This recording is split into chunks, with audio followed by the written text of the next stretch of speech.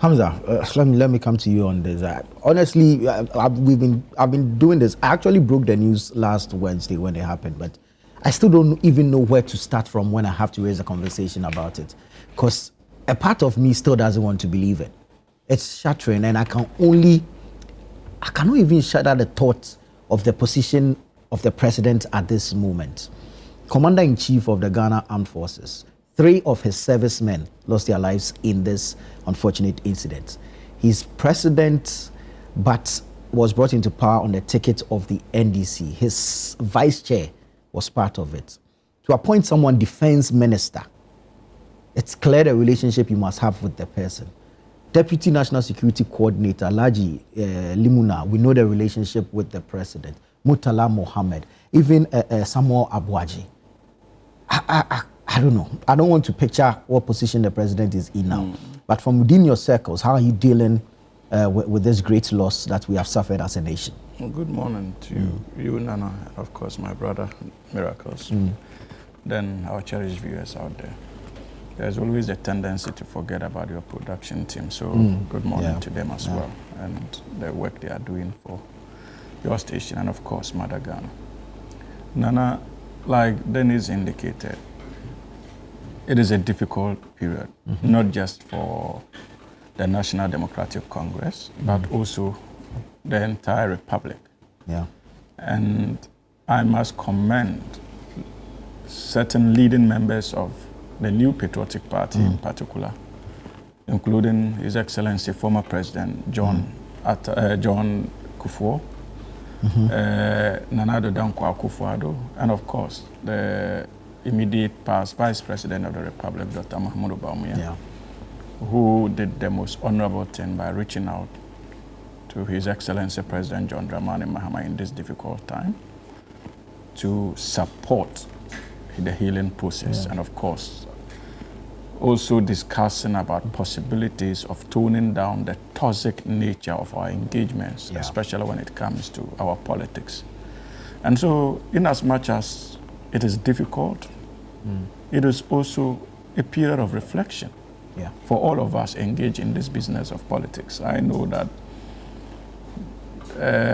when it comes to the way we all conduct ourselves, we are not without blame, irrespective of the political party you belong to. But this is a timely reminder that what matters most is the service we render this country. And we can do that in all humility.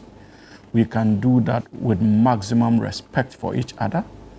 It is just the contest of ideas. It is not a contest of blows, and how acidic one can be when it comes to our commentary on political happenings in the country. But the very concern you expressed in your question about the state the president is likely to be in now, I also raised the same question, I think a week ago when it happened. But it is not just the president.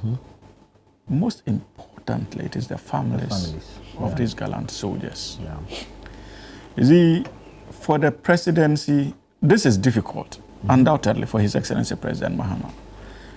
But in truth, on a daily basis, because of the position that he occupies, even after the funeral,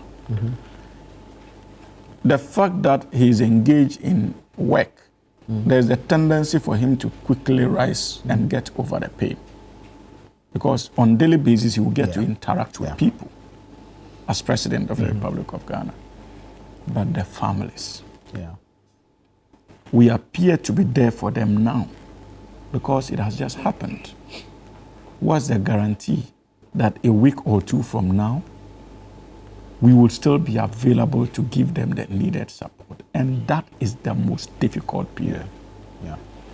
I have had the unfortunate reality of losing two parents, my dad and my mom. And I can tell you that the kind of emotional support we got when the news broke made it even difficult for us to shed a tear. Because you felt loved. The community was there to help in the case of both parents. But immediately after the final adua was done and everybody moved on, it was the time it started dawning on the family that indeed this is a loss we have to bear alone. Yeah. You go to bed in the night, you can't sleep. You feel dejected. So for me, that is my worry. How can we rally around these families? If for nothing at all, we cannot be around them 24/7. Yeah. But is there a way we can position ourselves to ensure that they do not suffer in this life? Because I'm sure that each of these guys had plans for their families. Yeah. And it is on the basis of that I am excited about the decision to establish a fund, though I have certain contributions out to how we can man that effectively and not make it a political football. And if the authorities are listening, I think that this is something they should take a cue from and possibly fuse into the whole idea of setting up a fund, because I feel strongly that there are existing institutions that we should use to establish that fund. And for example, the Ghana Education Trust Fund. Because what will be topmost on the minds of these families is how to see the words of these gallant soldiers through education. Yes. So there's nothing that prevents us from setting up the fund, because we would want to receive donations from well-meaning Ghanaians, but we must not create a parallel structure. I think that my suggestion is for us to do that under the auspices of Ghana Education Trust Fund, GETFund. Let the administrator of GETFund be in charge, so it becomes a unit under GETFund, so that contributions can be roped through that particular process. Then GETFund would take charge of the education of these kids, and as part of the educational component, there will be a stipend, a monthly stipend that they will pay to the children of these gallant soldiers. Right. So even if you are still going through basic education, and it does not require that they should pay your fees because it is free, you are entitled to some monthly allowances from that particular fund, just for your personal upkeep. I think that it is something we should consider, rather than just going to set up an independent fund to drive this, which may have its own political implications. So let us see how we can fuse it under the auspices of Ghana Education Trust Fund to truly make it responsive to the needs of the children of the disease. And so that is my suggestion on this particular fund. And I hope and pray that the minister responsible for education is listening, and he can take that discussion up with His Excellency President Mahama, and of course the government, so that we can actually operationalize it in a way that is befitting. For all you know, it may even open many doors for us to begin to look at past MPs like Ernest Kumar, John Kumar, and the likes, and how we can actually provide for servicemen, not just politicians. Then at least the discussion can be placed in that perspective. But, Nana, like Dennis said, apart from the lessons that it teaches us, it is the fear. It is the fear. Look, it is scary. And no matter how you look at it, and that's why mostly I don't want to be going, anytime my mind wants to go to the angle of the condition they would have been, I quickly go off, because flights, sometimes even just mere turbulence, goodness God, and you are seated on the flight. Only God knows what you are going through.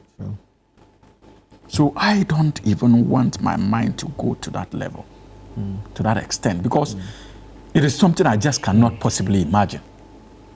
And like he said, it can happen to any of us. Any of us. But we must use that period to reflect as to how we want to conduct our politics. We must use this period to remind ourselves that the essence of politics, the essence of democracy, is people-centered. It's about the people.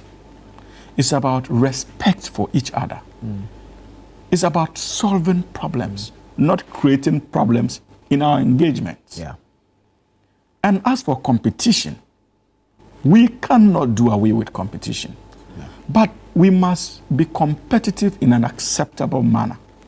That in itself is inspiring, not divisive. That in itself is uniting, not divisive.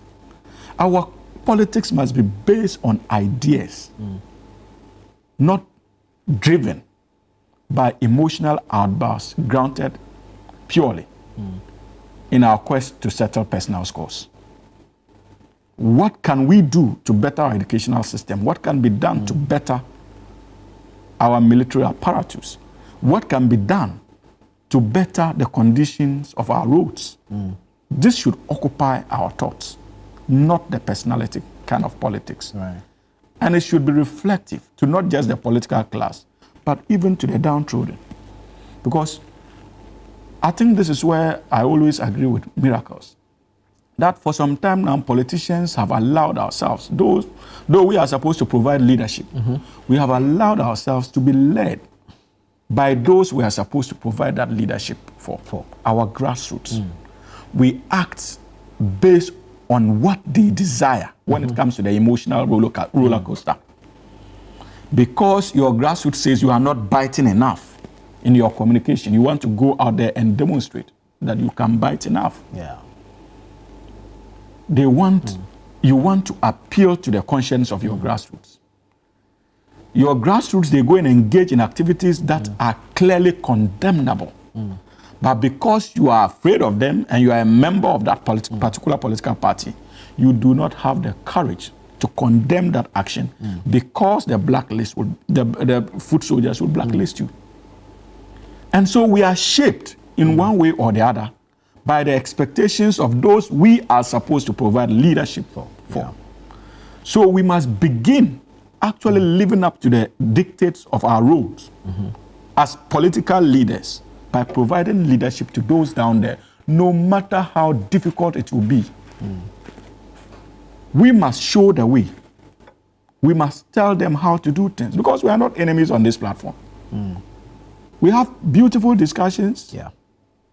Sometimes it can get heated, but it doesn't mean that we are fighting. We get out there, but what they see is the heated arguments. We must show them a different kind of politics. True.